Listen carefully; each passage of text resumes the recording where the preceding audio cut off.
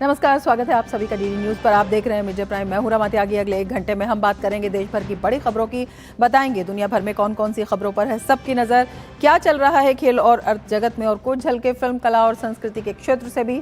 लेकिन सबसे पहले बड़ी खबरें।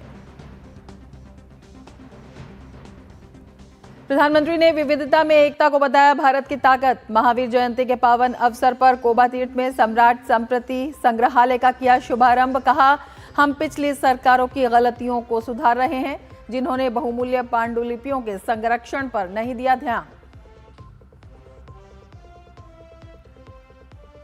सेमीकंडक्टर के क्षेत्र में आज देश के नाम जुड़ेगी बड़ी उपलब्धि। कुछ ही देर में गुजरात के साणंद में पीएम मोदी करेंगे सेमीकॉन प्लांट का उद्घाटन। 20,000 करोड़ रुपए से अधिक के प्रोजेक्ट की भी होगी शुरुआत। असम में 1 दशक के बदलाव पर आधारित बीजेपी का संकल्प पत्र जारी। अवैध प्रवासियों से हर इंच जमीन मुक्त कराने का वादा। 2036 तक राज्य की अर्थव्यवस्था को $300 बिलियन तक ले जाने का लक्ष्य।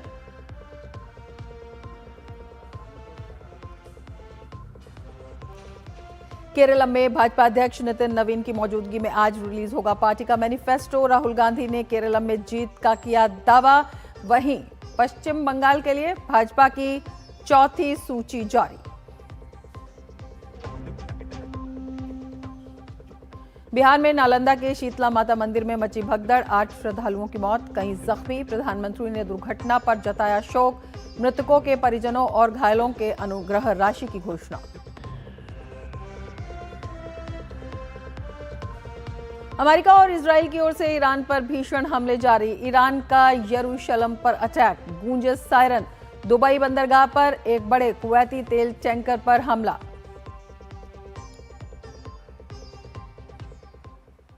और अब विस्तार से समाचार। महावीर जयंती के पावन अवसर पर प्रधानमंत्री नरेंद्र मोदी ने सम्राट संप्रति संग्रहालय का शुभारंभ किया। ये संग्रहालय गुजरात की राजधानी गांधीनगर के कोबा तीर्थ में स्थित है। प्रधानमंत्री ने दुर्लभ हस्तलिपि संग्रह को देखा। संग्रहालय को मुख्य रूप से अशोक के पौत्र और जैन धर्म के प्रचारक सम्राट संप्रति के नाम पर स्थापित किया गया है। संग्रहालय पारंपरिक प्रदर्शनियों को आधुनिक डिजिटल और ऑडियो विजुअल उपकरणों के माध्यम से दिखाता है। इसमें 7 अलग अलग खंड हैं जो जैन और भारतीय परंपराओं की अनूठी विशेषताओं को समर्पित हैं। ये सदियों पुराने दुर्लभ अवशेषों, जैन कलाकृतियों और पारंपरिक विरासत संग्रहों का संरक्षण और प्रदर्शन करता है। प्रधानमंत्री ने कहा कि दुनिया आज जिस अशांति के दौर से गुजर रही है, ऐसे हालात में जैन धर्म के संदेश को प्रसारित करने में इस म्यूजियम की भूमिका अहम है। आज दुनिया में जिस तरह के हालात हैं, जिस तरह विश्व अस्थिरता और अशांति की आग में झुलस रहा है, इस म्यूजियम की विरासत, इसका संदेश केवल भारत ही नहीं बल्कि पूरी मानवता के लिए बहुत अहम है। प्रधानमंत्री नरेंद्र मोदी ने जैन आचार्य श्री पद्मसागर सूरजी महाराज से मुलाकात की।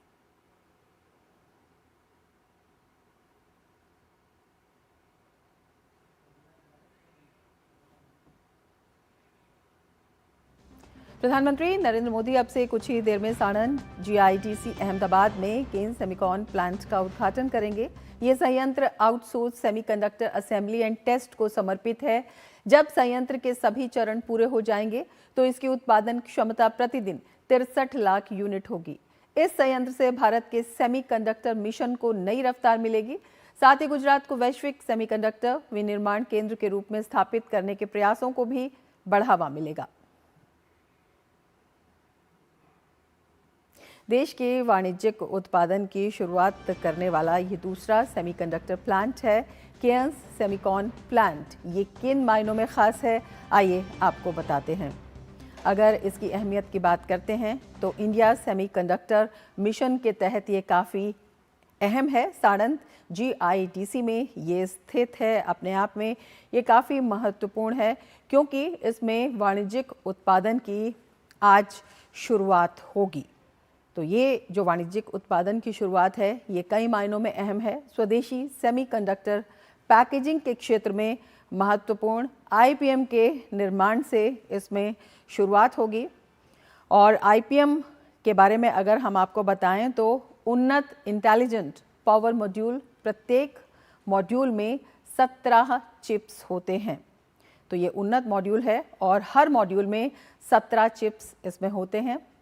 इसके साथ ही कैलिफोर्निया स्थित एओएस को आपूर्ति इसकी की जाएगी। तो उत्पादन जो है, व्यावसायिक उत्पादन आज से शुरू हो जाएगा और घरेलू क्षमताओं को इससे काफ़ी मजबूती मिलेगी। तो इसकी अहमियत इसी बात से मिल जाती है कि उत्पादन क्षमता प्रतिदिन 6.33 मिलियन यूनिट होगी और भारत के चिप इकोसिस्टम में आत्मनिर्भरता बढ़ेगी। तो इंडिया सेमीकंडक्टर मिशन के तहत भी ये काफ़ी अहम है।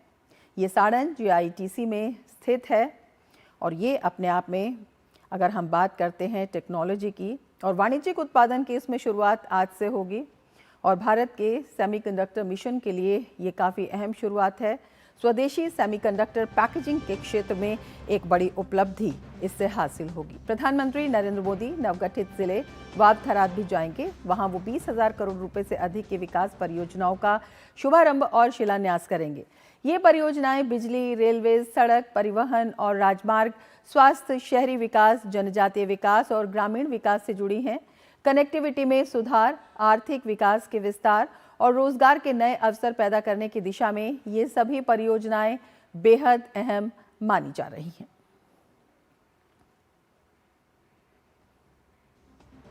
और अब देखते हैं खबरें चुनावी राज्यों से जुड़ी हुई।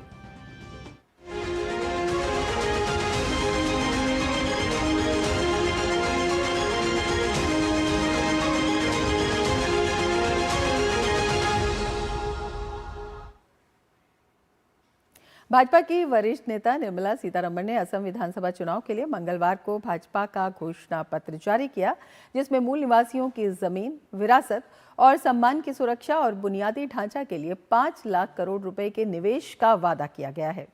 भाजपा के संकल्प पत्र में 31 वादे किए गए हैं, जिनमें बांग्लादेशी मियाओं से अतिक्रमित जमीन वापस लेना, समान नागरिक संहिता लागू करना, राज्य का विकास सुनिश्चित करना और युवाओं के लिए रोजगार के अवसर सृजित करना इनमें शामिल है।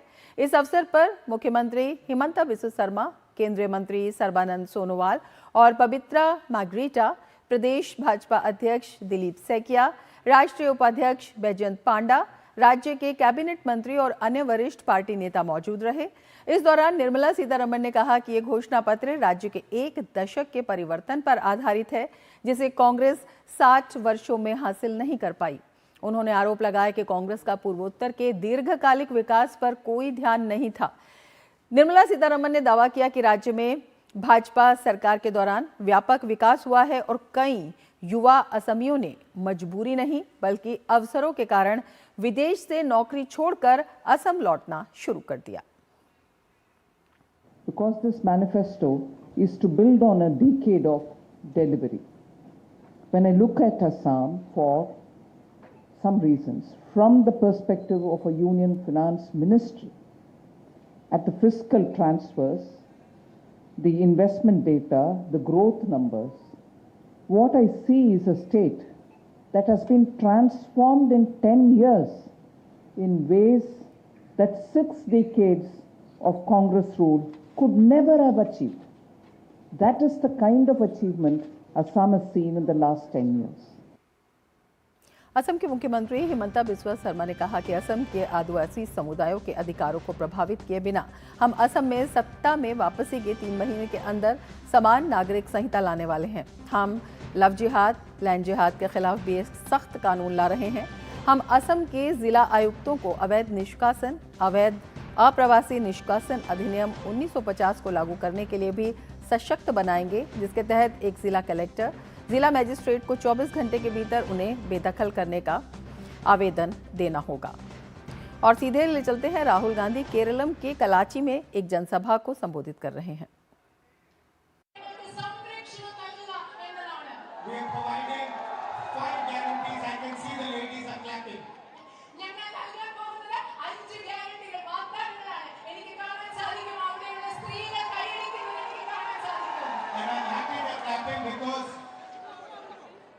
Women are the backbone of this state.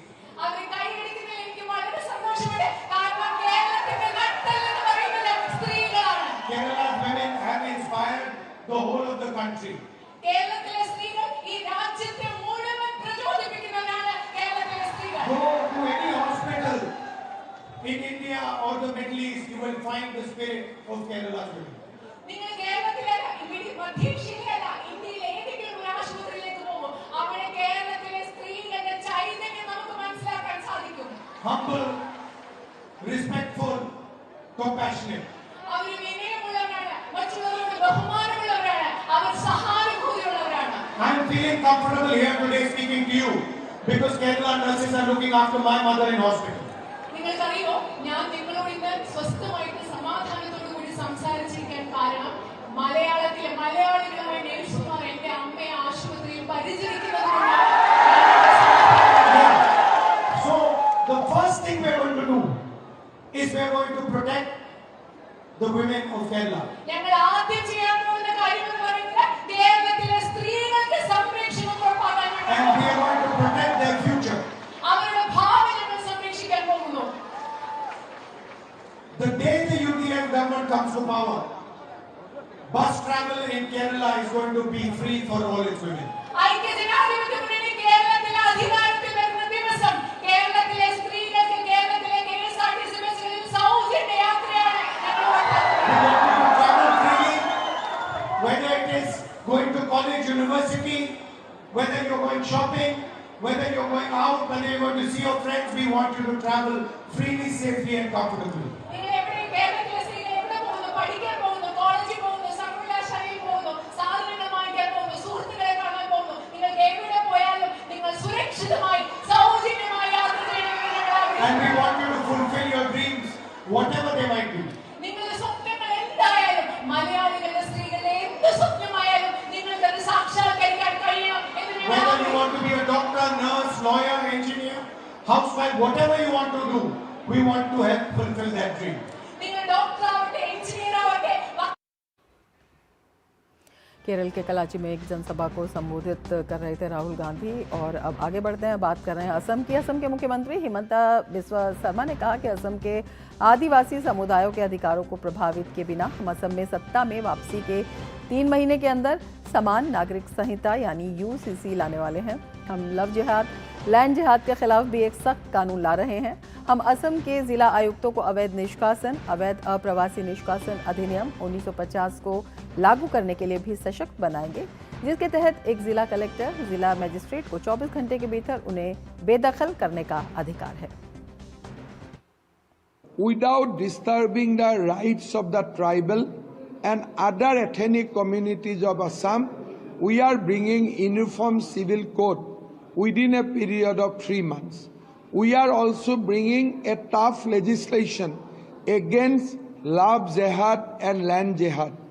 We will also empower the district commissioners of Assam to enforce illegal expulsion, Illegal Immigrants Expulsion Act 1950, whereby a district collector, district magistrate is authorized to evict a foreigners within 24 hours. इस अवसर पर केंद्रीय मंत्री सर्बानंद सोनोवाल ने कहा कि सरकार इन जन सुझावों के आधार पर असम की प्रगति का खाका तैयार करेगी और विकास कार्यों को नई गति देगी। The background of the preparation of the Sankalp Patra, we went to the people, Barak, Brahmaputra, Pahar, Bhayam, all like part of the state of Assam. We went house to house and collected the people's suggestion what to do in the next term. On the basis of this document, that means people's suggestion of Assam, we will work in our third term. More than 3 lakhs people have extended their suggestion. और आइए अब नजर डाल लेते हैं भाजपा के संकल्प पत्र में और क्या कुछ खास है वो आपको बताते हैं। भाजपा के संकल्प पत्र में 31 वादे किए गए हैं और ये 31 वादे अपने आप में काफ़ी अहम है। घोषणा पत्र में 5 लाख करोड़ की निवेश की बात कही गई है।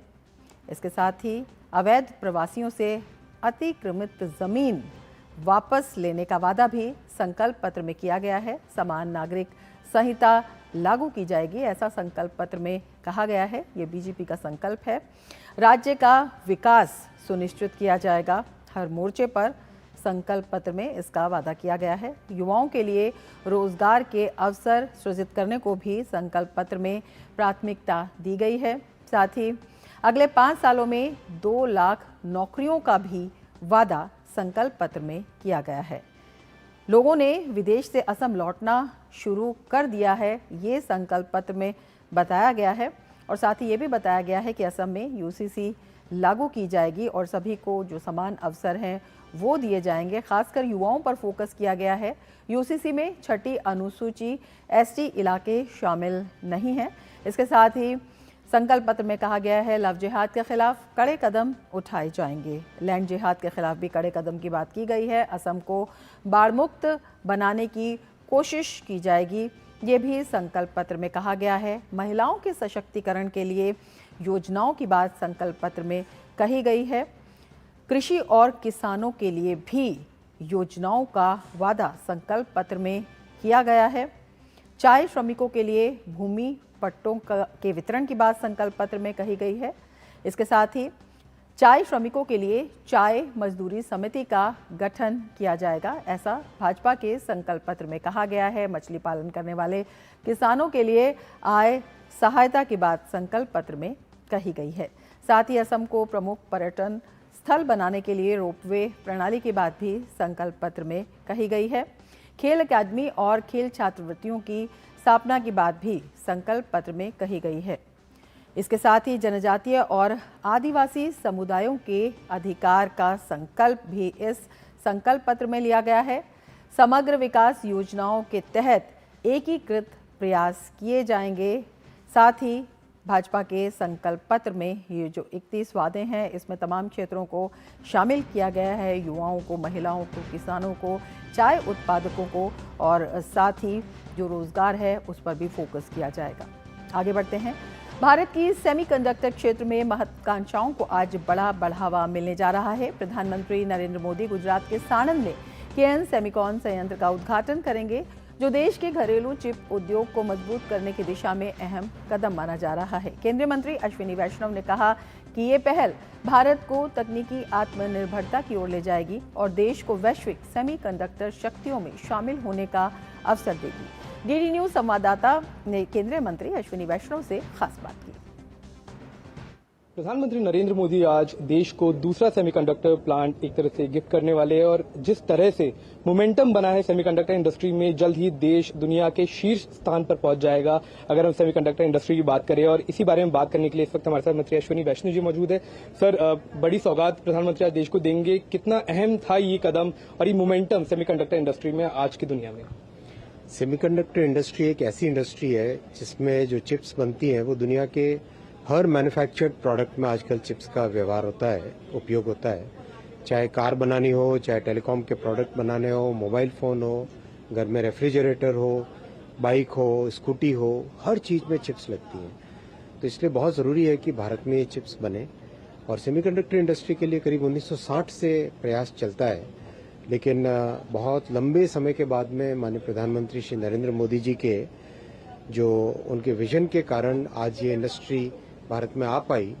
और बहुत ही हर्ष की बात है, बहुत ही अच्छी बात है कि बहुत ही कम समय में इस इंडस्ट्री को एस्टैब्लिश किया। इसका पूरा कॉम्प्लेक्स इकोसिस्टम होता है, कई तरह के केमिकल मैन्युफैक्चरर्स होते हैं, कई तरह की गैसेज होती हैं, करीब 250 से ज़्यादा डिफरेंट टाइप के केमिकल्स इसमें लगते हैं और करीब 50 से ज़्यादा डिफरेंट टाइप की गैसेज इसमें उपयोग में आती है। वो सारा इकोसिस्टम भारत में आज तैयार हो गया है और पहला प्लांट 28 फरवरी 2026 में इनॉग्रेट हुआ था और सेकंड प्लांट आज माननीय प्रधानमंत्री नरेंद्र मोदी जी स्टार्ट करेंगे, इनॉग्रेट करेंगे। ये केन्स का प्लांट है, भारत की ही कंपनी है जिसने ये प्लांट स्टैब्लिश किया है और बहुत कम समय में 14 महीने में ये प्लांट का कॉमर्शियल प्रोडक्शन चालू हुआ है। तो बहुत एक अच्छी देश के लिए उपलब्धि है और आने वाले समय में जल्दी ही जुलाई में थर्ड प्लांट भी इनॉग्रेट होने की पूरी कोशिश चल रही है। तो ओवरऑल 10 प्लांट है जिसका परमिशन सेमीकंडक्टर मिशन ने दिया है, जिसमें विभिन्न स्टेजेस पे है। कोई कंस्ट्रक्शन के स्टेज पे है, किसी में ऑलरेडी इक्विपमेंट लग चुका है, कोई पायलट प्रोडक्शन में आ गया है और कुछ plant commercial production, 2 plant commercial production में भी आ चुके हैं। इसलिए आने वाले समय में भारत सेमीकंडक्टर की डिजाइन में और सेमीकंडक्टर की मैन्युफैक्चरिंग में विश्व में एक बड़ी ताकत बन के उभरेगा। जब देश विकसित होगा 2047 में, तो हम एक तरह से एक global power house semiconductor industry में बनकर उभरने की पूरी क्षमता रखते हैं और उसी दिशा में ये सब तरह के कदम उठाए जा रहे हैं। प्रधानमंत्री के नेतृत्व में देश तेजी से इस मोमेंटम को पकड़ रहा है। कैमरा पर्सन लोकनाथ के साथ मैं अक्षय डोंगरे, डीडी न्यूज। और मिड डे प्राइम में अब लेते हैं एक ब्रेक। आप बने रहिए डीडी न्यूज के साथ। कम ब्याज पे लोन चाहिए, वो भी ऐप से। वाह, फंसा। अनजान ऐप से बचें। आरबीआई कहता है जानकार बनिए, सतर्क रहिए। टर टर टर टर सिस्टर बीना का मैसेज आया है, अर्जेंट। लिखा है, मेरे बच्चे के ट्रीटमेंट के लिए 1 लाख रुपए चाहिए डॉक्टर, तुरंत भेज दीजिए प्लीज। सिस्टर बीना, मैं पहले सिस्टर बीना को फोन करके पूछूंगी, फिर भेजूंगी, क्योंकि मैं मूर्ख नहीं हूँ। Well done doctor. यूपीआई कहता है अगर पहचान के व्यक्ति से भी ऐसे मैसेज आए तो हो सकता है कि उनके मैसेजिंग ऐप हैक्ड हो। तो पहले नॉर्मल कॉल करके चेक करो और कहो मैं मूर्ख नहीं हूँ। जाइए आप भी किसी का टेस्ट लीजिए। असम विधानसभा चुनाव में प्रचार के लिए गुवाहाटी पहुंचे महाराष्ट्र के मुख्यमंत्री देवेंद्र फडणवीस ने कहा कि भाजपा असम में इस बार सारे रिकॉर्ड तोड़कर जीतेगी। असम में इस बार बहुत सकारात्मक लहर दिखाई दे रही है। उन्होंने कहा कि कांग्रेस के घोषणा पत्र का कोई असर नहीं है, किसी को कांग्रेस पर भरोसा नहीं है। सारे रिकॉर्ड तोड़कर बीजेपी इस बार असम में जीतेगी, क्योंकि जिस प्रकार से मोदी जी के नेतृत्व में हमारे मुख्यमंत्री हेमंत बिस्वा शर्मा जी ने कार्य किया है, एक बहुत पॉजिटिव वेव आसाम में इस बार दिखाई पड़ती है और एक मैसिव इस प्रकार की जीत आसाम में बीजेपी को मिलेगी। कांग्रेस का घोषणा पत्र का कोई असर नहीं है, न वो महाराष्ट्र में हुआ, न वो हरियाणा में हुआ, न वो दिल्ली में हुआ, न कहीं उनके घोषणा पत्र का कोई असर नहीं है, क्योंकि लोगों को पता है कि ये चुनकर भी नहीं आने वाले। और केरल में विधानसभा चुनाव के लिए प्रचार अपने चरम पर पहुंच चुका है। सभी प्रमुख दलों के स्टार प्रचारक मतदाताओं को आकर्षित करने के लिए हर संभव प्रयास कर रहे हैं। इस बीच भाजपा के राष्ट्रीय अध्यक्ष नितिन नवीन आज केरल के दौरे पर रहेंगे। नितिन नवीन आज दोपहर करीब 2 बजे तिरुवनंतपुरम में भाजपा का घोषणा पत्र लॉन्च करेंगे। इस घोषणा पत्र के माध्यम से पार्टी राज्य के विकास को लेकर अपने विजन को मतदाताओं के सामने प्रस्तुत करेगी। भाजपा का ये घोषणा पत्र आगामी चुनावों में पार्टी की नीतियों और योजनाओं को स्पष्ट करेगा। इसके बाद नितिन नवीन अट्टिंगल और करुणापल्ली में रोड शो करेंगे, जो पार्टी के प्रचार अभियान को और गति देगा। वहीं दूसरी ओर उनकी नीतियों और घोषणा पत्र पर मतदाताओं की प्रतिक्रिया पर भी पार्टी की भविष्यवाणी निर्भर करेगी।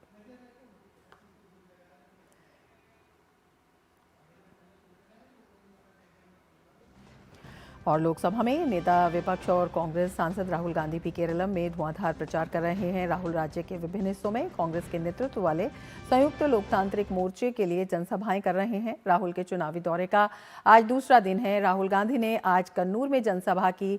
राहुल गांधी ने कहा कि ये चुनाव 2 विचारधाराओं की लड़ाई है, एक तरफ सीपीएम और दूसरी तरफ कांग्रेस नीत गठबंधन है। उन्होंने बीजेपी और वाम दलों के बीच संभावित नजदीकी पर सवाल उठाया और इसे विरोधाभासी बताया।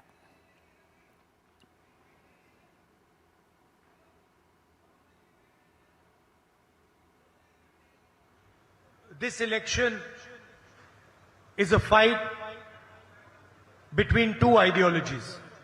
The ideology of the left front CPM and the ideology of the UDF and the Congress party. This would be quite surprising that a left party is allying with the extreme right party, because they have diametrically opposite ideologies. So the question is, how is it possible that left party is partnering with the right party? Kolkata high court ने पश्चिम बंगाल में निर्वाचन आयोग की ओर से प्रशासनिक और police अधिकारियों के किए गए तबादले को चुनौती देने वाली जनहित याचिका आज खारिज कर दी।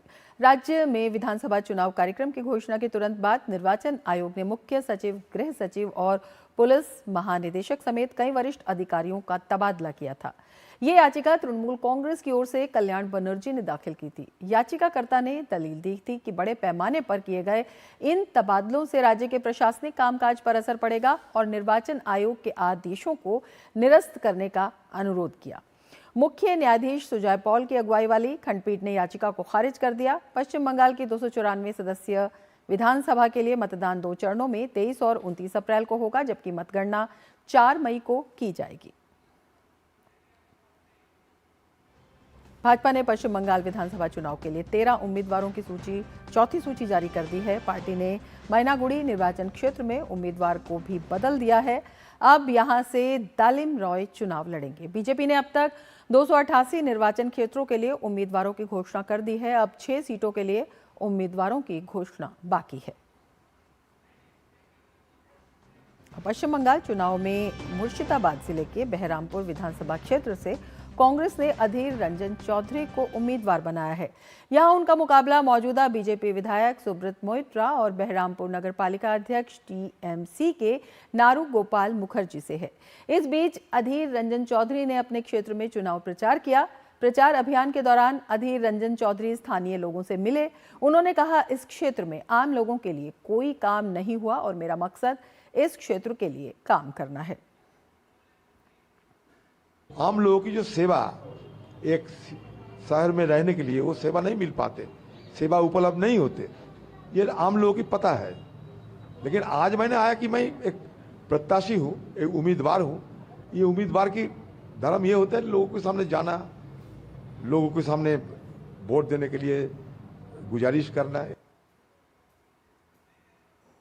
पश्चिम बंगाल चुनाव से पहले फुटेज विवाद गर्मा गया है। पिछले अक्टूबर में एसआईआर प्रक्रिया शुरू होने के बाद से तृणमूल कांग्रेस लगातार चुनाव आयोग पर पक्षपात का आरोप लगाते हुए एक के बाद एक मुद्दे उठाने की कोशिश कर रही है। पहले चरण के मतदान से 23 दिन पहले कल इस सूची में एक और नया आरोप जोड़ दिया गया। तृणमूल नेता अभिषेक बनर्जी ने आरोप लगाया कि फॉर्म 6 के जरिए बाहर के राज्यों के लोगों को अवैध रूप से मतदाता बनाया जा रहा है और इसके समर्थन में वीडियो भी साझा किया। लेकिन सवाल ये उठ रहा है कि कड़ी सुरक्षा में घिरे चुनाव आयोग के दफ्तर के अंदर के वीडियो और दस्तावेज उनके पास कैसे पहुंचे। इस बीच खबर है कि सीईओ कार्यालय के निर्देश पर 4 WBCS एग्जीक्यूटिव्स अधिकारियों को नबान्य से हटा दिया गया है। वहीं आज दोपहर भाजपा के प्रदेश अध्यक्ष शमिक भट्टाचार्य और विपक्ष के नेता सुवेंदु अधिकारी भी सीईओ कार्यालय जाने वाले हैं। इस पूरे घटनाक्रम के बीच रात में 4 IPS अधिकारियों को नोडल अधिकारी नियुक्त किया गया है।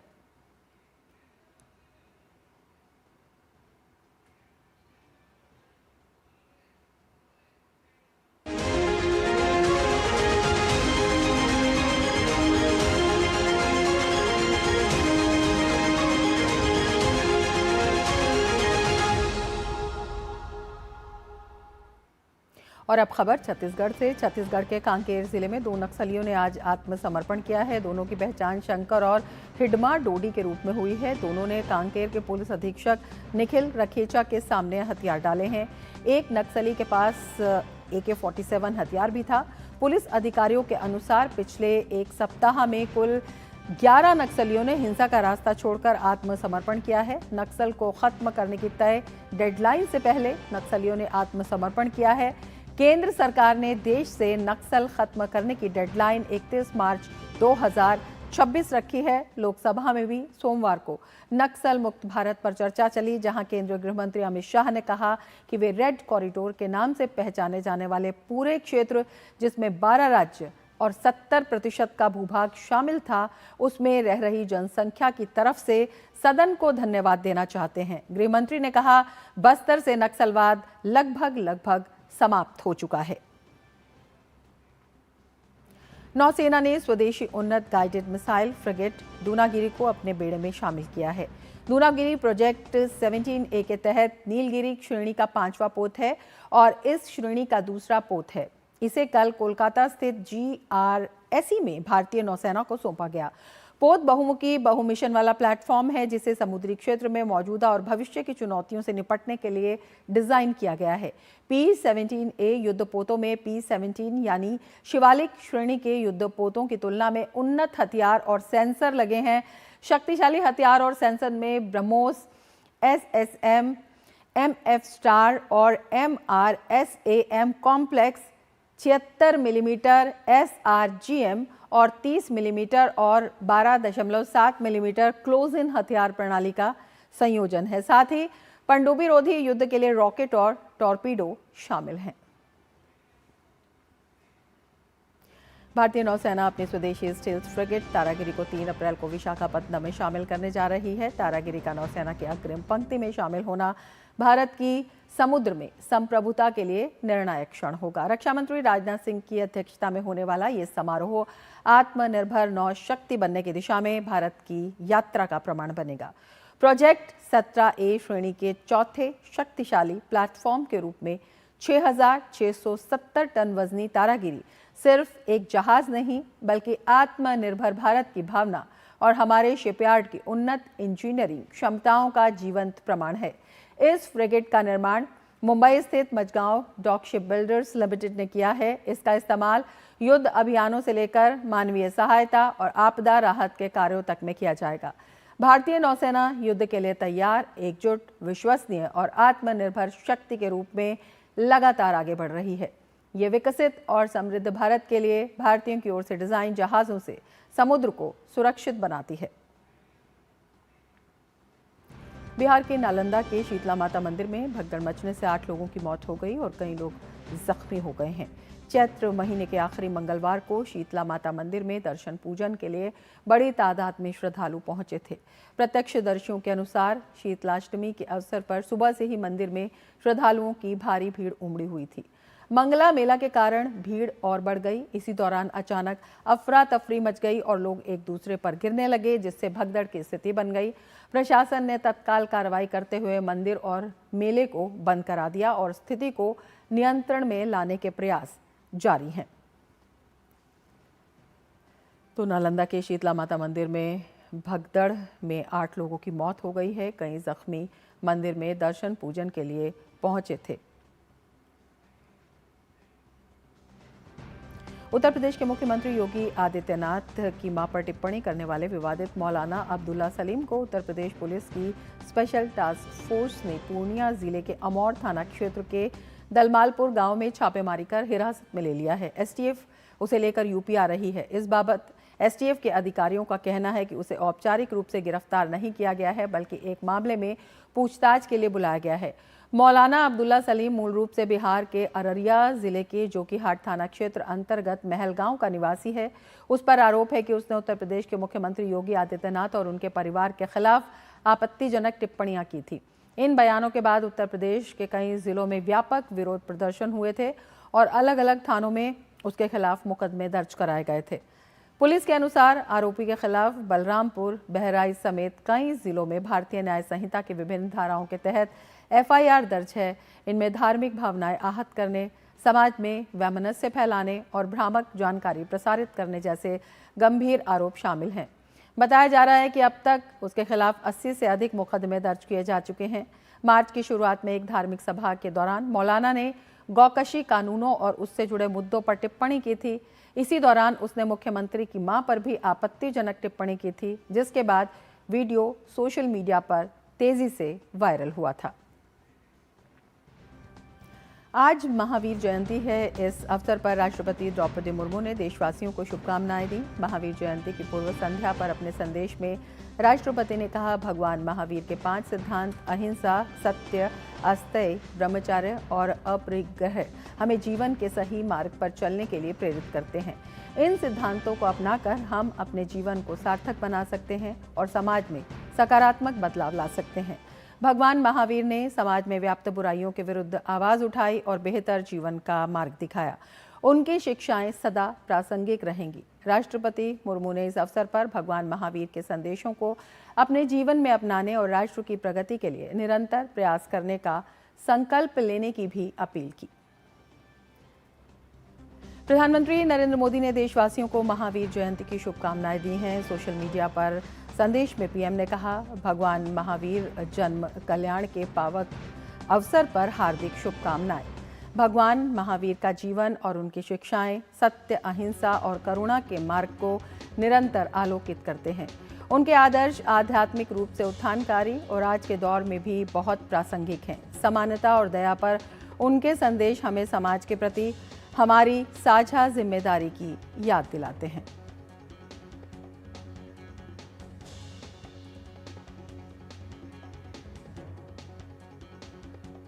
और प्रधानमंत्री ने साणंद में स्थित केएन सेमिकॉन प्लांट का जायजा लिया।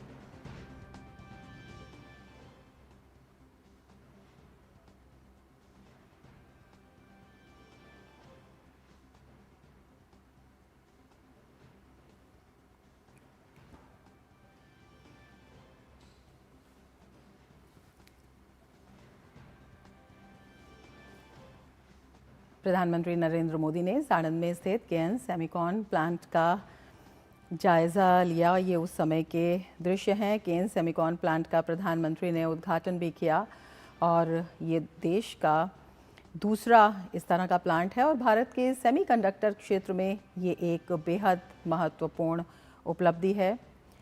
इंडिया के सेमीकंडक्टर मिशन के तहत ये बहुत महत्वपूर्ण कदम बताया जा रहा है। उपलब्धि भरा ये कदम है क्योंकि इससे सेमीकंडक्टर मिशन को नई रफ्तार मिलेगी।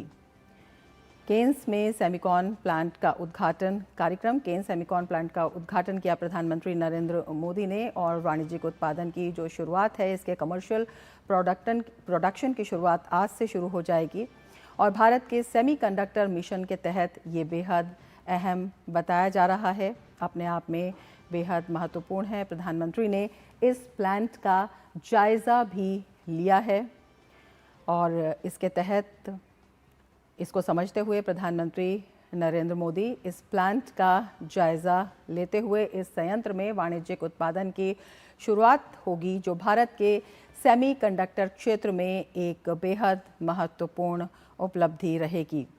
और वाणिज्यिक उत्पादन की हम बात करते हैं तो इसकी शुरुआत उन्नत इंटेलिजेंट पावर मॉड्यूल यानी आईपीएम के निर्माण से होगी जो ऑटोमेटिव और औद्योगिक अनुप्रयोगों के लिए महत्वपूर्ण घटक है जिन्हें कॉम्पैक्ट, कुशल और विश्वसनीय पावर स्विचिंग सिस्टम की आवश्यकता होती है।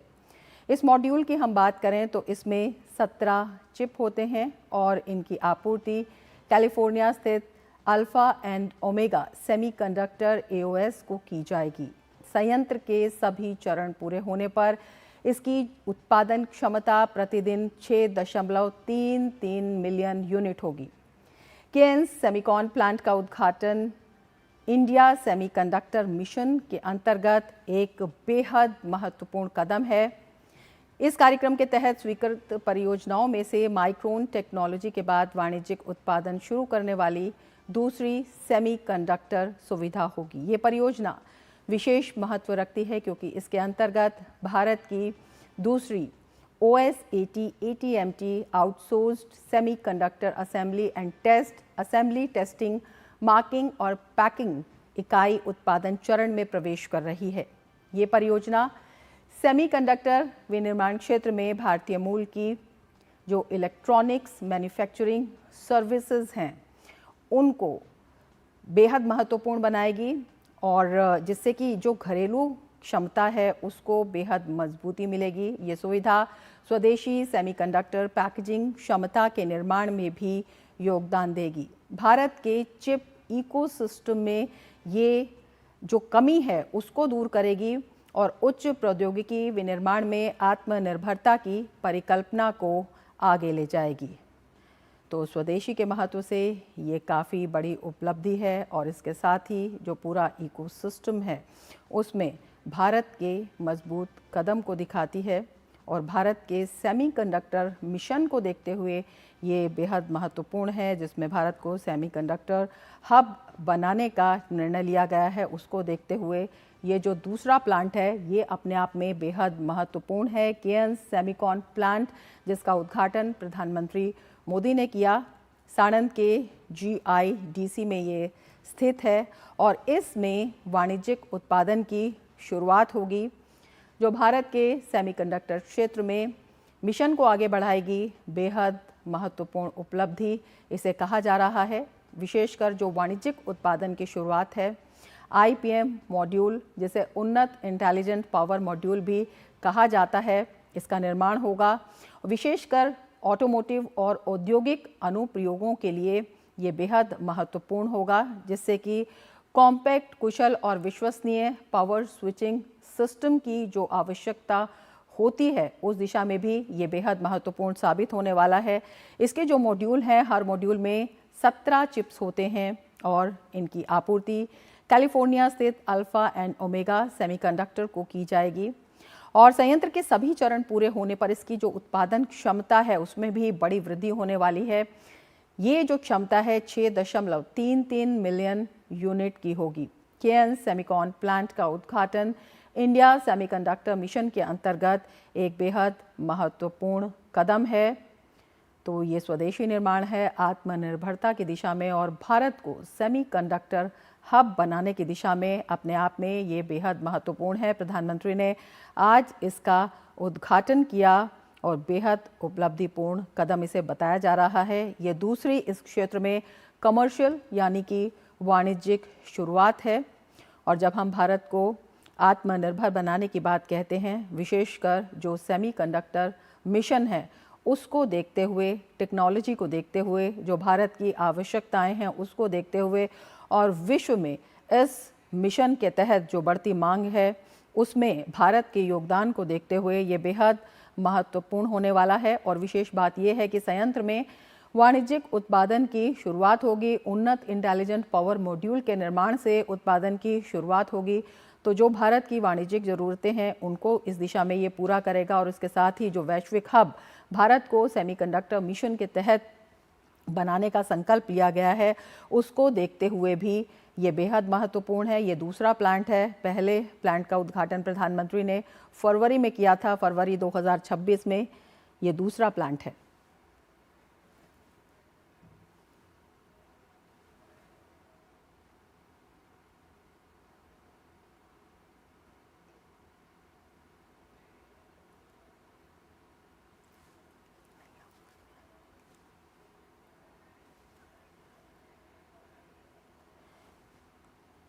और ये दृश्य प्रधानमंत्री जो वहाँ पर उपस्थित लोग हैं उनसे बातचीत करते हुए, उनसे संवाद करते हुए।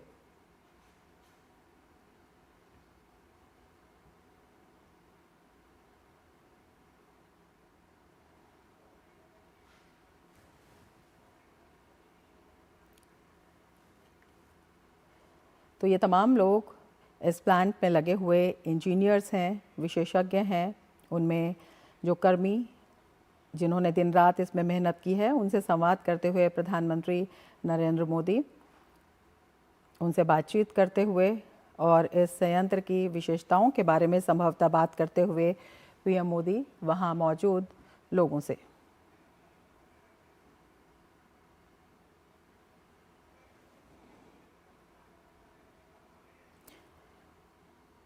तो ये अपने आप में बेहद महत्वपूर्ण मिशन है। विशेषकर सेमीकंडक्टर इकोसिस्टम में जब हम मजबूती की बात करते हैं, क्योंकि ये प्लांट माइक्रोन टेक्नोलॉजी के बाद इस दिशा में भारत में वाणिज्यिक शुरुआत करेगा और ये अपने आप में बेहद महत्वपूर्ण शुरुआत होगी, क्योंकि इससे स्वदेशी निर्माण की जो हम बात कर रहे हैं उसमें मजबूती मिलेगी। स्वदेशी निर्माण का ये प्रतीक है। उन्नत उत्पादन क्षमता है, जो उत्पादन लक्ष्य है वो भी इसका काफ़ी बड़ा है। 6.33 मिलियन यूनिट लगभग इससे उत्पादित होंगी और साथ ही इंडिया सेमीकंडक्टर मिशन के लिए भी इसे बेहद महत्वपूर्ण बताया जा रहा है। न केवल तकनीकी रूप से, न केवल भारत की क्षमताओं के रूप से, बल्कि आर्थिक और रोज़गार प्रभावों की दृष्टि से भी ये बेहद महत्वपूर्ण कदम है।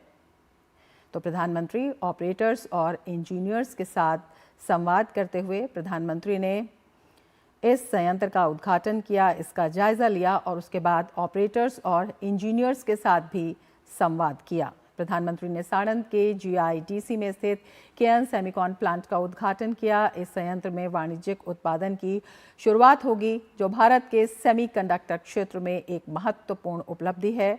वाणिज्यिक उत्पादन की शुरुआत उन्नत इंटेलिजेंट पावर मॉड्यूल IPM के निर्माण से होगी, जो ऑटोमेटिव और औद्योगिक अनुप्रयोगों के लिए बेहद महत्वपूर्ण घटक है, यानी कि तकनीक और आर्थिक विकास, जिन्हें कॉम्पैक्ट, कुशल और विश्वसनीय पावर स्विचिंग सिस्टम की आवश्यकता होती है। भारत को टेक्नोलॉजी में आत्मनिर्भर बनाने वाले, भविष्य की तकनीक को भारत की ताकत बनाने वाले और सेमीकंडक्टर से समृद्धि तक भारत को नई दिशा देने वाले अपने माननीय प्रधानमंत्री जी को हम कोटि कोटि प्रणाम कर उनका स्वागत करते हैं। Honorable Prime Minister, sir, and our very distinguished dignitaries present here on the dais and off the dais, and ladies and gentlemen, it's a pleasure and delight to be welcoming all of you on this very landmark occasion. And just now, ladies and gentlemen, we have witnessed history in making. Semicon OSAT facility has been inaugurated and its commercial production also commenced by Honorable Prime Minister, sir. Ladies and gentlemen, semiconductors are often known as the digital diamonds of the 21st century. They're often called as a digital backbone of any economy. And today, ladies and gentlemen, at the hands of the Honorable Prime Minister, sir, this backbone has been further strengthened by India's leadership, by India's capability, by India's competency, and spread over this massive area of almost 47 acres.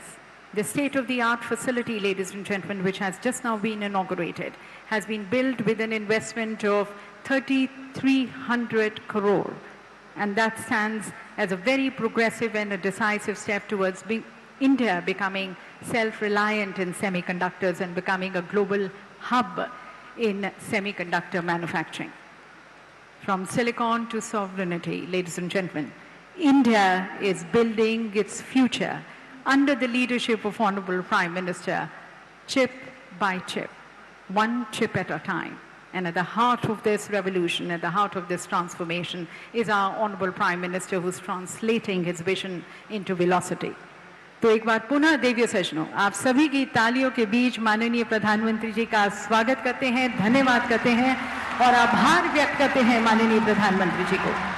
और आभार व्यक्त करते हुए मैं निवेदन करना चाहूँगी Shri R. Kannan जी से, हमारे वाइस चेयरमैन केन्स टेक्नोलॉजी, कि माननीय प्रधानमंत्री जी को आप एक विशेष स्मृति चिन्ह भेंट कर आप उनका अभिवादन करें। Ladies and gentlemen, this memento which is being presented to the Honorable Prime Minister, sir, this is not just an ordinary memento. It is a unique memento capturing the complete silicon to system journey of AOS IPM5, from the high purity silicon wafer and the precision engineered lead frame to the complex molded assembly, and finally the finished product, ladies and gentlemen, the intelligent power module. ना केवल एक उपलब्धि बल्कि इसके साथ साथ केन Semicon ओसैट facility की क्षमता और उसके लोगों के संकल्प का ये प्रत्यक्ष प्रमाण है, एक वैश्विक प्रौद्योगिकी के भारतीयकरण का ये सफल यात्रा का प्रतीक है। ये चिप देवीय सज्जनों जो माननीय प्रधानमंत्री जी को यहाँ पर अभी भेंट की, this stands truly remarkable. So to capture how a tiny microchip can actually shape lives, it can shape industries, it can shape the destiny of a nation. We bring you a short film that captures India's semicon revolution and then the contribution of Kane Semicon in it. We bring you this short film.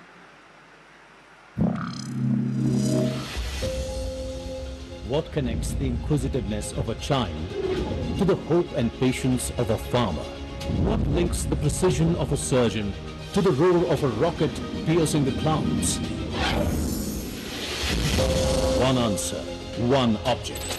A tiny microchip that's smaller than your fingernail, lighter than a grain of rice, is the heart of several devices that make our lives easier and convenient. For decades, this critical semiconductor industrialization happened far away from our shores. We were living in an era of dependency, which showed up vividly during COVID-19, with manufacturing almost coming to a halt and supply chain frozen across the continents. Guided by the vision of our Honorable Prime Minister, India took a bold step toward establishing its domestic semiconductor manufacturing ecosystem. अगर पिछली शताब्दी का regulator oil था, तो इस शताब्दी का regulator microchip होने वाली है।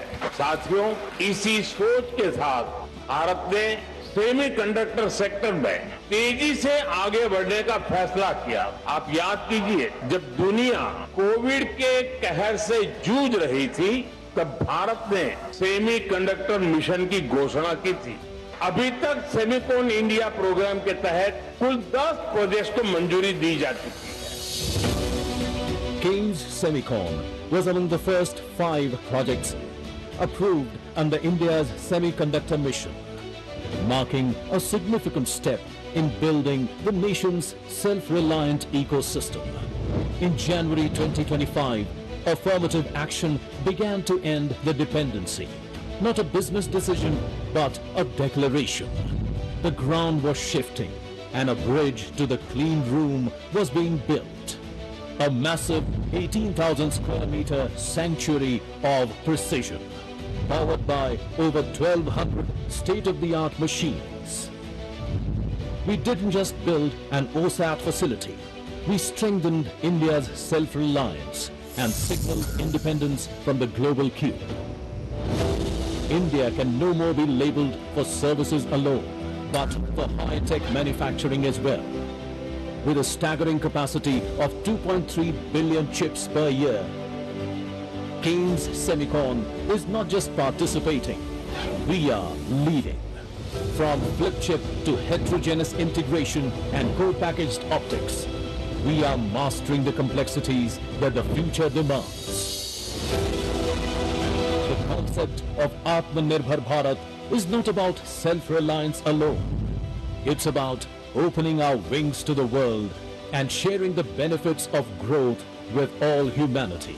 Kaynes Semicon is leading the OSAT way and making India's future uninterruptible. आप जानते हैं कि सेमीकंडक्टर इकोसिस्टम का मतलब सिर्फ एक फैक्ट्री नहीं होता। ये इकोसिस्टम मशीन बनाने वाले, design engineer, research institution, logistic network और स्किल टेक्नीशियंस, ऐसे अनेक लेयर के से मिलकर के बनता है। सबके तालमेल से एक चिप तैयार होती। भारत भी सेमीकंडक्टर इकोसिस्टम की पूरी वैल्यू चेन पर फोकस कर रहा है। Kaynes Semicon is bringing the global ecosystem to India. From Make in India to Made in India. Jai Hind.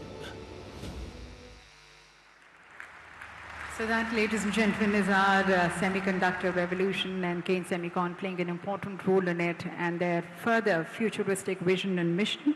We invite that, and for that, may I request Mr. K. Raghunathan Panikkar, the CEO of Kaynes Semicon, to be kindly sharing his vision with his welcome address. Hello. Good afternoon, Honorable Prime Minister. Good afternoon, Honorable IT Minister. Good afternoon, Honorable Chief Minister. Good afternoon, Honorable Deputy Chief Minister. Good afternoon, Science and Technology Minister. Members from Kaynes and dignitaries and friends. Shouldn't we give a round of applause to the Prime Minister? Did we ever believe that Kaynes technology can reach to a point where we invite our Prime Minister to come to a plant? Don't we think we have reached a point? This is marvelous for us. Prime Minister, I'm not here to give any speech. I want to tell you a story amongst the large engineering crowd that we have. 38 years before, Prime Minister, we had a semiconductor lab that came in Chandigarh. Some of us went there. We started to work. Over 10 years, Prime Minister, many of them left and went to outside of India because there was no roadmap. There was no path shown. Some of us stayed back, went to do chip design, EDA, did test, did ESDM, EMS. I myself had thought in my lifetime, I will never get to see the OSAT and the fab. I'm so proud to 5 years before you set up this ISM vision and set a roadmap for us to do an OSAT. It's a dream that we are living.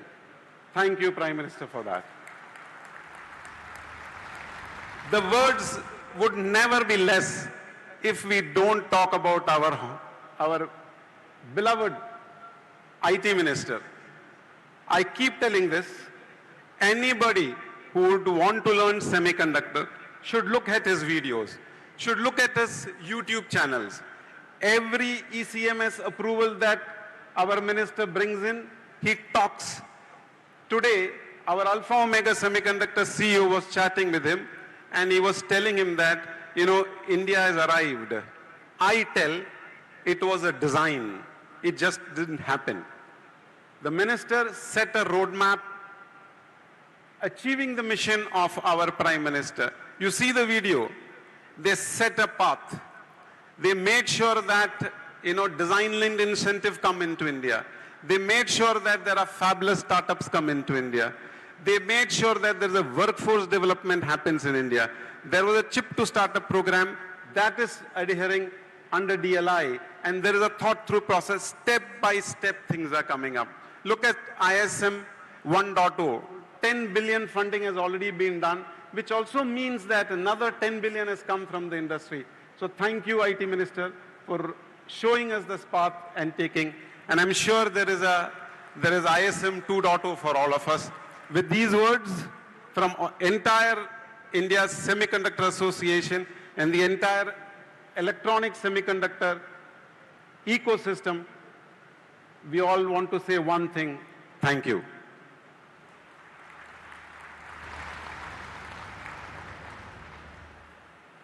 Thank you very much, sir. And now, ladies and gentlemen, we seek the progressive views of our Honorable Minister of Electronics and Information Technology, and that also Railways and Information and Broadcasting, Shri Ashwini Vaishnav ji.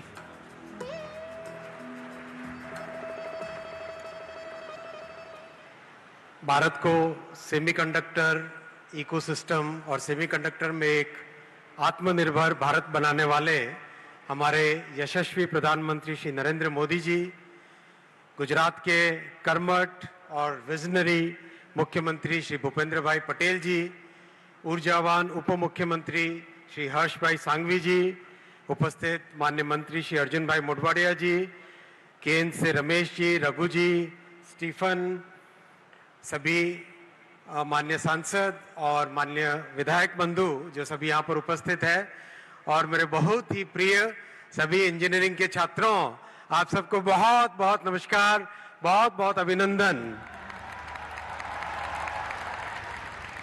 आज भारत का दूसरा semiconductor plant माननीय प्रधानमंत्री जी ने आरंभ किया। माननीय प्रधानमंत्री जी, हर इंजीनियर के मन में जो हर्ष है, जो एक उत्साह है और जो वर्षों का ड्रीम है, वो आज आपने पूरा किया। आपको शत शत नमस्कार, आपको बहुत बहुत अभिनंदन। आपने सभी केवल भारत का एक फाउंडेशन ले नहीं किया है, आपने हर इंजीनियर के मन में एक ऐसा उत्साह जगाया है जो आने वाले कई दशकों तक देश के निर्माण में काम आएगा। माननीय प्रधानमंत्री जी, ये गुजरात की और आपके नेतृत्व की एक मिसाल है कि मात्र 14 महीने में फाउंडेशन से लेके आज कॉमर्शियल प्रोडक्शन चालू हुआ। ये संभव हो पाया आपके दूरदर्शी नेतृत्व से और माननीय मुख्यमंत्री जी के कर्मठ लगातार फॉलो अप से ये संभव हो पाया। मैं अभी कुछ देर पहले स्टीफन से पूछ रहा था, I was asking Stephen, how is the quality of this product? What do you think about the quality, Stephen? Excellent? Great. Stephen is saying that the quality is excellent from the product, from this plant, and that is what we have to always consider. We have to win on quality, we have to win on cost, then only we'll be able to sustain and make that position in the entire world. माननीय प्रधानमंत्री जी, पहला plant आपने 28 फरवरी को आरंभ किया, आज 31 मार्च को दूसरा प्लांट, और अब तीसरा प्लांट आते आते जुलाई में आरंभ हो जाएगा। 2026 में 4 प्लांट सेमीकंडक्टर के रेडी हो जाएंगे, 2027 में 2 और प्लांट रेडी होंगे, और भारत की पहली फैब धोलेरा में 2028 में रेडी होगी। ये एक ऐसा गौरव का क्षण है कि आपके बताए हुए रास्ते पर देश ने विश्वास किया, दुनिया ने विश्वास किया, और आज पूरा इकोसिस्टम भारत में बन रहा है। अब मशीनें, केमिकल्स, गैसेस, टेस्टिंग एबिलिटी, और सबसे बड़ी बात जो आज हमारे युवा इंजीनियर तैयार हो रहे हैं, करीब 60,000 युवा इंजीनियर्स ने दुनिया के सबसे स्पेशलाइज्ड डिजाइन के टूल्स, चाहे सिनॉप्सिस हो, कैडेंस हो, उन सब पे ट्रेनिंग ली है। आप में से कितने लोग हैं जिन्होंने सिनॉप्सिस, कैडेंस पे ट्रेनिंग ली है? भाई पीछे जो स्टूडेंट्स आए हो, हाथ खड़ा करो, खड़े हो जाओ 2 मिनट। जिन्होंने सिनॉप्सिस, कैडेंस पे ट्रेनिंग ली है, वेरी गुड। अब माननीय प्रधानमंत्री जी, इनकी चिप्स बनाई हुई, इनकी डिजाइन की हुई चिप्स अपने लेबोरेटरी चंडीगढ़ में जो है उसमें बन रही है, और दुनिया में बहुत कम देश ऐसे हैं जहां पर इंजीनियरिंग का, बीटेक का, एमटेक का स्टूडेंट बोल सके कि मैंने चिप डिजाइन की, वो चिप मैन्युफैक्चर हुई, मैंने उसको बोर्ड में डाल के टेस्ट किया। ये माननीय प्रधानमंत्री जी आपका विजन है कि आज भारत में 60,000 युवा, 60,000 इंजीनियर दुनिया को चैलेंज करने के लिए तैयार हो गए, और ये 315 यूनिवर्सिटी में, देश के कोने कोने में यूनिवर्सिटीज हैं जहां पर यह तैयारी हुई है। आज भारत में चाहे एनवीडिया हो, एएमडी हो, आर्म हो, इंटेल हो, सब के सब 2 नैनोमीटर की चिप्स को भारत में डिजाइन कर रहे हैं, और दुनिया में विश्व भर की सबसे कॉम्प्लेक्स चिप्स आज भारत में डिजाइन हो रही है।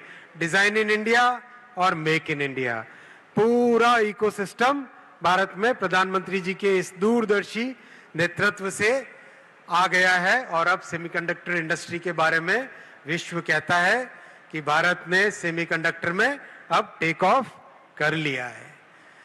लेकिन अब हमें अपने एम्बिशंस को और बढ़ाना होगा, अब हमें अपने लक्ष्य को और भी ऊंचा करना पड़ेगा।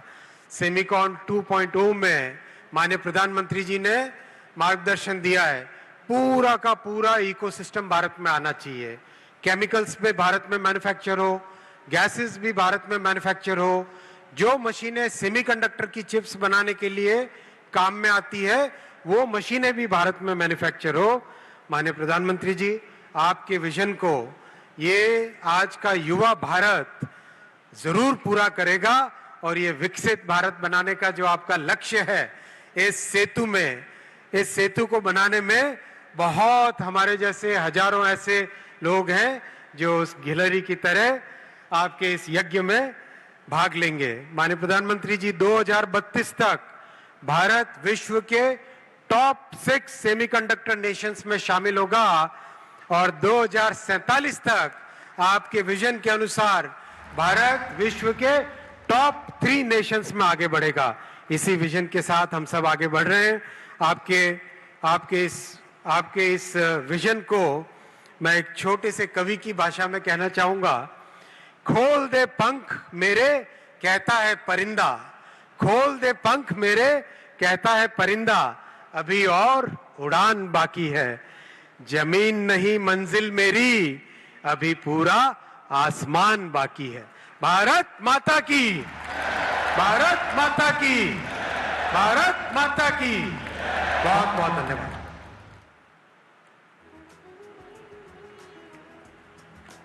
बहुत बहुत धन्यवाद माननीय मंत्री जी, आपके प्रोत्साहन भरे संदेश के लिए और अनेक ऊंचाइयों को छूने के लिए, सभी को संकल्पबद्ध करने के लिए धन्यवाद। और दिव्य सज्जनों, अब गुजरात की विकास यात्रा के अग्रदूत अपने मेज़बान मुख्यमंत्री आदरणीय श्री भूपेंद्र भाई पटेल जी से अनुरोध है कि आप अपने उद्बोधन से हमें अनुग्रहित करें।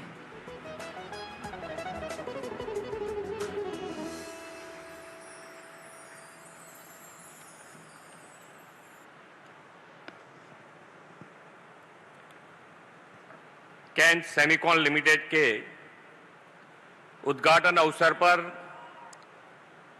हम सबका मार्गदर्शन करने पधारे विश्व नेता और यशस्वी प्रधानमंत्री श्री नरेंद्र भाई मोदी साहब, भारत सरकार के आईटी तथा रेलवे मंत्री श्रीमान अश्विनी वैष्णव जी, मेरे साथी उप मुख्यमंत्री श्री हर्ष भाई संघवी, मेरे साथी मंत्री श्री अर्जुन भाई मोडवाडिया, कैंस के vice chairman Shri Ramesh Kunhi, CEO Shri Raghu Panicker, Alpha Omega semiconductor के सीईओ श्री स्टीफन चेंग, उपस्थित अतिथिगण और मीडिया के मित्र, आप सभी को मेरा नमस्कार।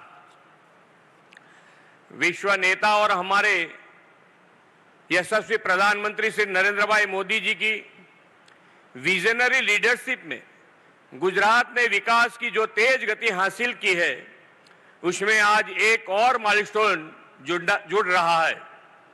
आदरणीय प्रधानमंत्री श्री नरेंद्र भाई मोदी ने कुछ समय पहले यहां माइक्रोन फैसिलिटीज का उद्घाटन किया और आज कैंस के सेमीकंडक्टर प्लांट का शुभारंभ उनके कर कमलों से हो रहा है।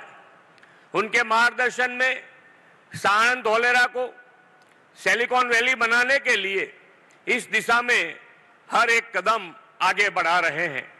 कैंस के इस प्रोजेक्ट को भारत सेमीकंडक्टर मिशन अंतर्गत 2024 में मंजूरी मिली थी और आज मात्र 14 महीने के भीतर भीतर ये प्लांट शुरू होने जा रहा है। सेमीकंडक्टर, एआई, डेटा सेंटर और डीप टेक बेस्ड इंडस्ट्रीज को आने वाले समय में जिस स्किल वर्कफोर्स की जरूरत होगी, उसे हमारा डेमोग्राफिक डिविडेंड यूथ पूरा करेगा। आदरणीय प्रधानमंत्री श्री नरेंद्र भाई मोदी ने AI, semiconductor, green hydrogen, renewable energy जैसे सेक्टर्स में गुजरात को हब बनाने का संकल्प लिया है। इस इन्वेस्टर्स की डिमांड अनुसार वर्कफोर्स तैयार हो सके, इसलिए राज्य सरकार ने 2026 के बजट में नमो गुजरात कौशल्य एवं रोजगार मिशन की घोषणा की है। साथ ही राज्य की यूनिवर्सिटीज में एडवांस मटेरियल सेंटर और सेमीकंडक्टर जैसे सिलेबस शुरू करने के लिए भी प्रावधान किए हैं। इमर्जिंग सेक्टर में नए युवा स्टार्टअप और कटिंग एज टेक्नोलॉजी सेक्टर में रुचि रखने वाले युवाओं के लिए गुजरात अब टेक हब बनने जा रहा है। आदरणीय प्रधानमंत्री श्री नरेंद्र भाई मोदी जी की दूरंदेशिता के कारण आज साणंद और धोलेरा में एक मजबूत इकोसिस्टम तैयार हो रहा है। प्लग एंड प्ले फैसिलिटीज के साथ यहां केंद्र सरकार के सहयोग से लॉजिस्टिक इंफ्रास्ट्रक्चर भी तेजी से विकसित किया जा रहा है। आदरणीय प्रधानमंत्री श्री नरेंद्र भाई मोदी जी के नेतृत्व में प्रस्तुत केंद्र सरकार के बजट में भी सेमीकंडक्टर मिशन 2.0 की घोषणा की गई है। हमारे आदरणीय प्रधानमंत्री जी का विजन है कि डिजिटल और टेक्नोलॉजी की क्रांति में भारत विश्व में अग्रणी राष्ट्र बने और गुजरात इस विजन को साकार करने में अग्रसर रहे। सेमीकंडक्टर क्षेत्र में गुजरात को फ्यूचर रेडी बनाने के उद्देश्य से 2022 में हमने गुजरात सेमीकंडक्टर पॉलिसी भी अनाउंस की है। आदरणीय प्रधानमंत्री श्री नरेंद्र भाई मोदी के मार्गदर्शन में सेमीकंडक्टर सेक्टर को प्रोत्साहन देते हुए आत्मनिर्भर भारत के निर्माण के लिए राज्य सरकार पूरी तरह से कमिटेड है। आदरणीय प्रधानमंत्री श्री नरेंद्र भाई मोदी द्वारा दिया गया विकसित भारत 2047 का संकल्प राष्ट्रीय संकल्प है। इस संकल्प को पूरा करने के लिए आदरणीय प्रधानमंत्री श्री नरेंद्र भाई मोदी के नेतृत्व में विकसित भारत के निर्माण में विकसित गुजरात से हम बढ़ चढ़कर योगदान देंगे। इस विश्वास के साथ मैं अपनी वाणी को विराम देता हूं। भारत माता की जय, वंदे मातरम, जय जय गरवी गुजरात। बहुत बहुत धन्यवाद माननीय मुख्यमंत्री जी। माननीय प्रधानमंत्री जी के मार्गदर्शन में विकसित भारत के अंतर्गत विकसित गुजरात बनता हुआ यह उसकी तस्वीर हमारे समक्ष रखने के लिए बहुत बहुत धन्यवाद। और अब देवी सजनों एक और ऐतिहासिक क्षण जो हमारा प्रोडक्ट हमारे एंकर कस्टमर को यहाँ पर भेंट किया जाएगा। इसके लिए मैं निवेदन करती हूँ श्री रमेश कुनिकन्नन जी को, वाइस चेयरमैन केन्स टेक्नोलॉजी, और Shri Stephen Chang, I request the CEO Alpha Omega Semiconductor USA to kindly step forward, and in the august presence of the Honorable Prime Minister, requesting Mr. Ramesh Kunikannan to kindly hand over the Kane Semicon product to our valued global anchor customer to AOS. Ladies and gentlemen, this is a very proud symbol of India's growing strength in the global semiconductor value chain. और ये केवल एक chip का हस्तांतरण नहीं है, बल्कि देखा जाए तो भारत की तकनीकी क्षमता, आत्मनिर्भरता और वैश्विक विश्वास का प्रतीक है। डिज़ाइन से लेकर डिलीवरी तक भारत आज विश्व के सेमीकंडक्टर परिदृश्य में एक सशक्त और विश्वसनीय भागीदार बनकर उभरा है। तो हमने देखा कि किस तरह से एक छोटी सी चिप में देवी सज्जनों छुपे हैं अनेक सपने, सपने विकसित भारत बनने के, सपने आत्मनिर्भर भारत बनने के, और सपने ग्लोबल हब बनने के। और इन सपनों को एक उड़ान और पहचान देते हुए, दिशा और गति देते हुए हमारे यशस्वी प्रधानमंत्री जी के मार्गदर्शन के हम सभी इच्छुक हैं। तो आप सभी की विशेष तालियों के बीच देवी सज्जनों, मैं माननीय प्रधानमंत्री जी से करबद्ध होकर निवेदन करती हूँ कि आप हमारा मार्गदर्शन करें, हमारा मार्ग प्रशस्त करें। माननीय प्रधानमंत्री जी।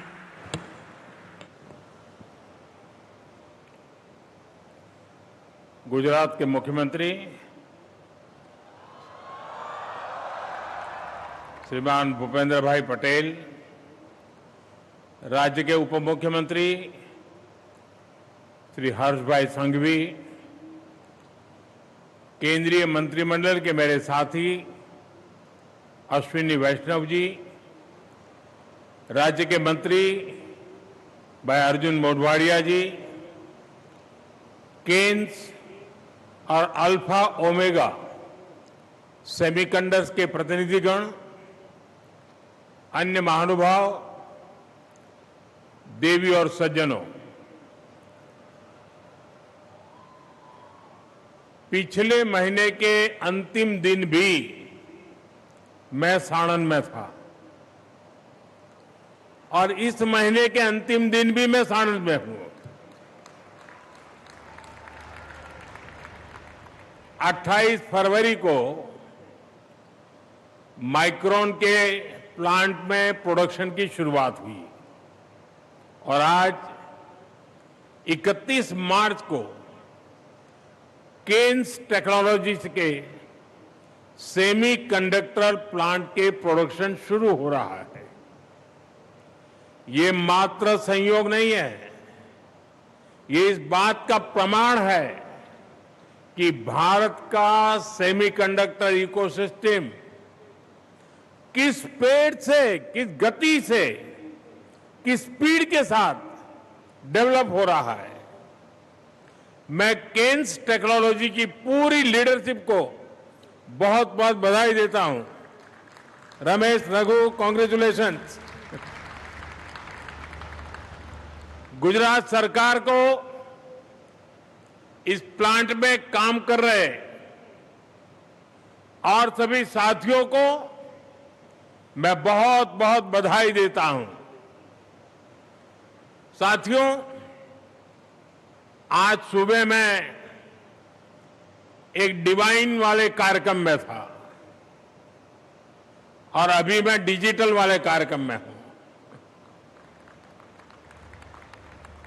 साथियों, मुझे इस बात की भी बेहद खुशी है कि भारत की कंपनी ने सेमीकंडक्टर चिप्स बनाने में रुचि दिखाई और नतीजा हम सबके सामने है।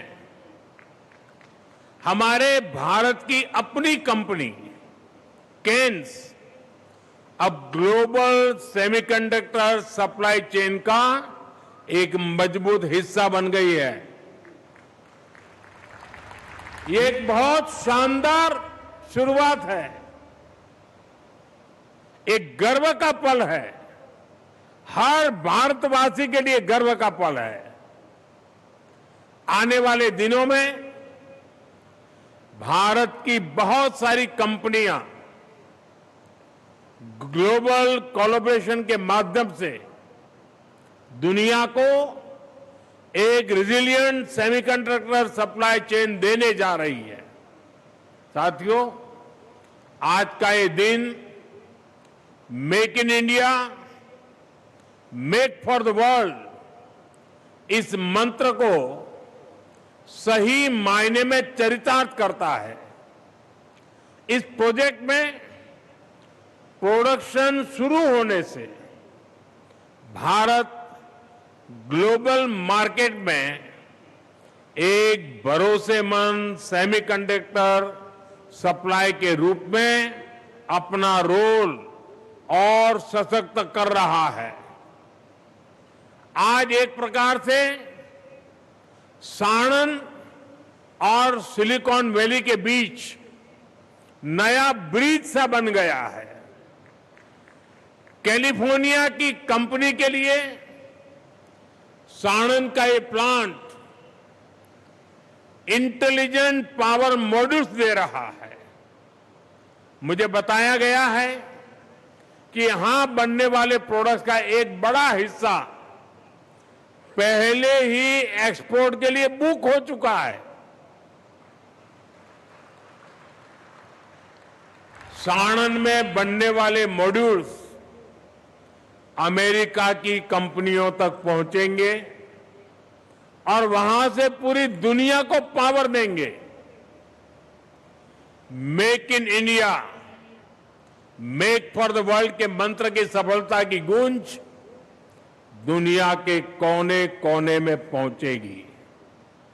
साथियों, यहां बनने वाले इंटेलिजेंट पावर मॉड्यूल से भारत और विश्व के इलेक्ट्रिक व्हीकल इकोसिस्टम को, हेवी इंडस्ट्री को बहुत बल मिलेगा। यही ग्लोबल पार्टनरशिप ही दुनिया के बेहतर भविष्य की मजबूत नींव है। साथियों, 21वीं सदी का ये दशक आरंभ से दुनिया के लिए अनेक चुनौतियां लेकर आया है। संकट पैंडेमिक का रहा है, कॉन्फ्लिक्ट का रहा है। इसमें भी सबसे बड़ी भुक्तभोगी ग्लोबल सप्लाई चेन रही है। चाहे चिप्स हो, रेयर अर्थ मिनरल्स हो, एनर्जी हो, एक कॉन्फ्लिक्ट की वजह से बहुत प्रभावित हुए हैं। ये मानवता के तेज विकास से जुड़ी चीजें हैं। इनकी सप्लाई चेन में, इनके फ्लो में ब्रेक लगने से पूरी ह्यूमैनिटी का विकास प्रभावित होता है। इसलिए भारत जैसे डेमोक्रेटिक देश का इस दिशा में आगे बढ़ना पूरे विश्व के विकास के लिए बहुत अहम है। साथियों, हमने कोरोना की आपदा के समय ही तय कर लिया था कि भारत सेमीकंडक्टर सेक्टर का नया ग्लोबल हब बनेगा, इस सेक्टर में आत्मनिर्भर बनेगा। और सेमीकंडक्टर में आत्मनिर्भरता सिर्फ एक चिप तक सीमित नहीं है। इसका मतलब है एआई में, इलेक्ट्रिक व्हीकल में, क्लीन एनर्जी में, डिफेंस में, इलेक्ट्रॉनिक्स में, ऐसे अनेक सेक्टर में भी आत्मनिर्भरता को बल मिलेगा।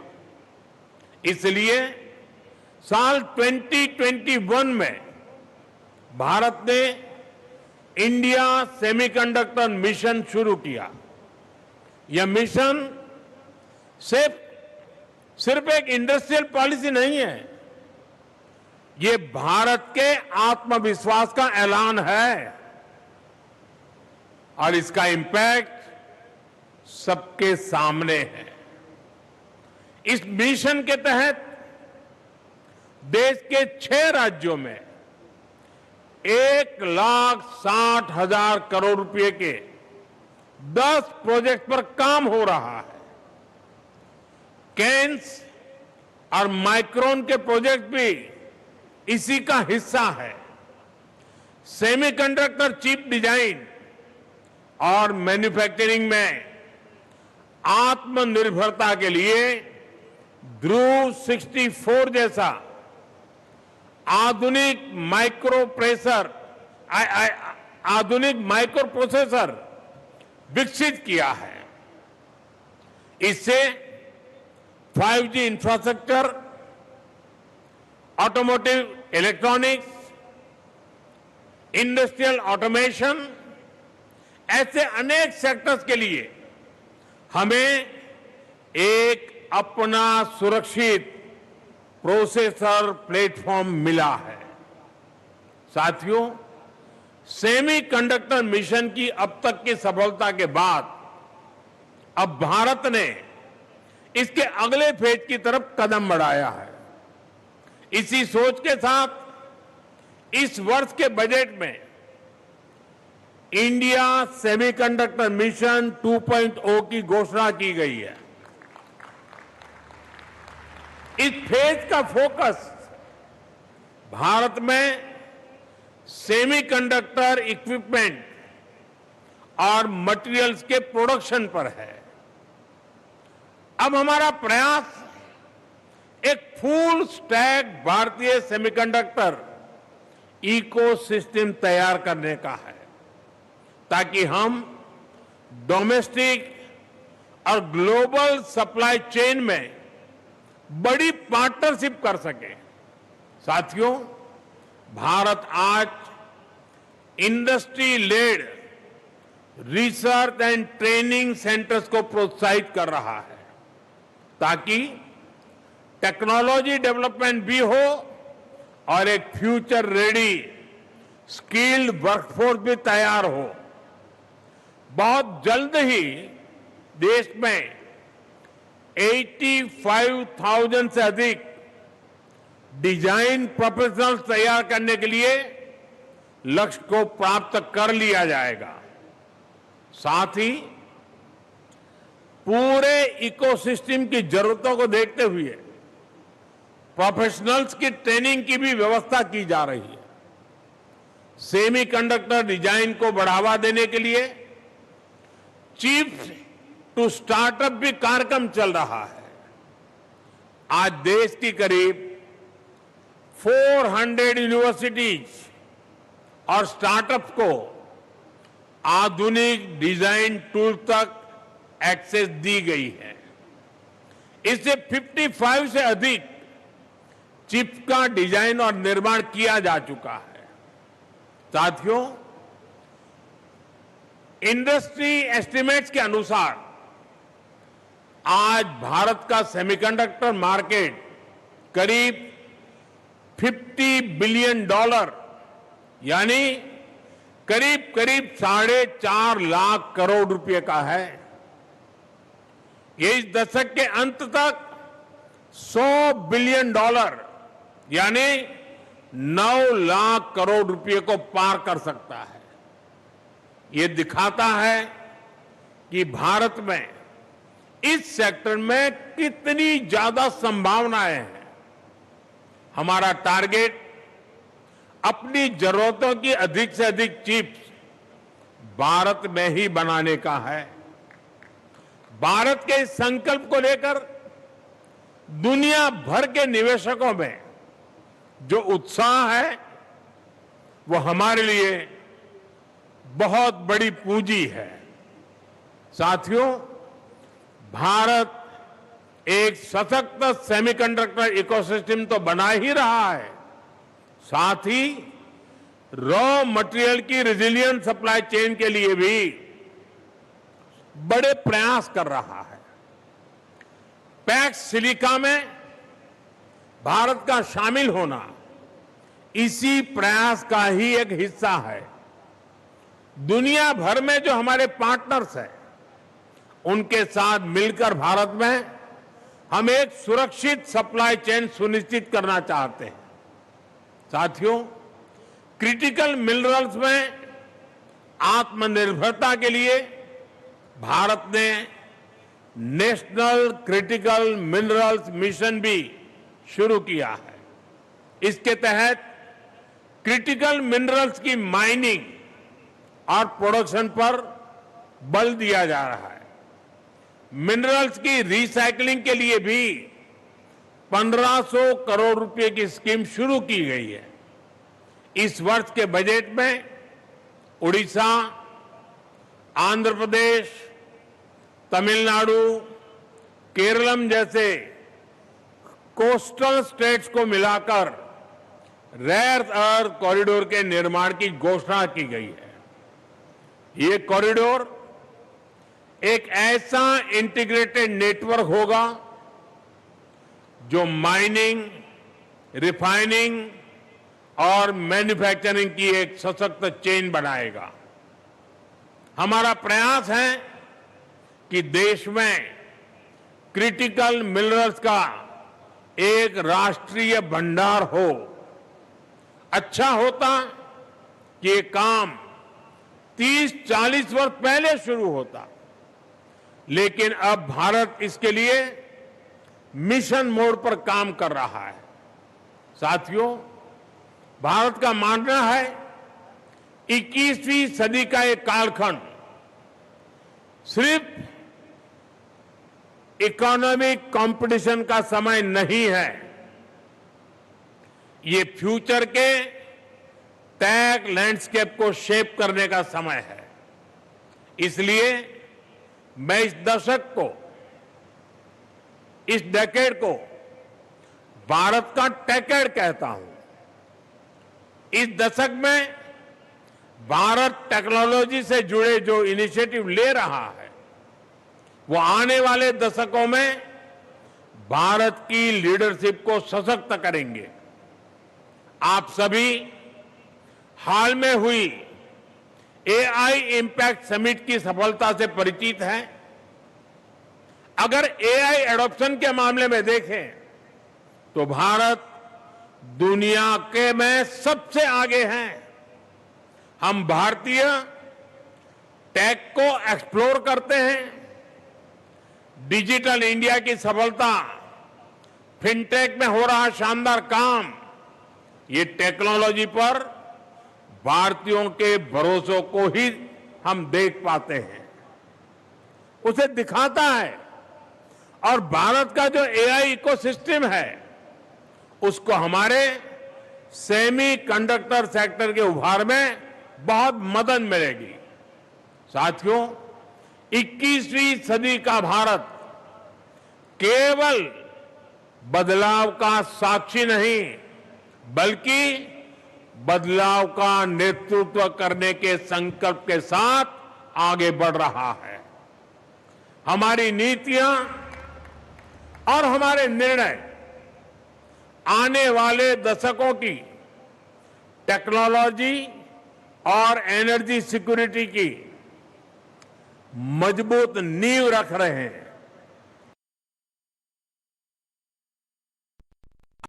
क्रिटिकल टेक्नोलॉजी पर अभूतपूर्व निवेश कर रहा है, रिफॉर्म्स कर रहा है।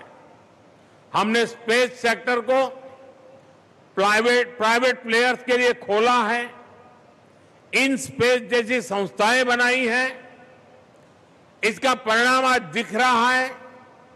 स्पेस से जुड़े हमारे स्टार्टअप बहुत ही शानदार काम कर रहे हैं। इसी तरह हाल में ही हमने न्यूक्लियर सेक्टर में शांति बिल जैसे ऐतिहासिक फैसले लिए हैं। ये रिन्यूएबल एनर्जी मिक्स में न्यूक्लियर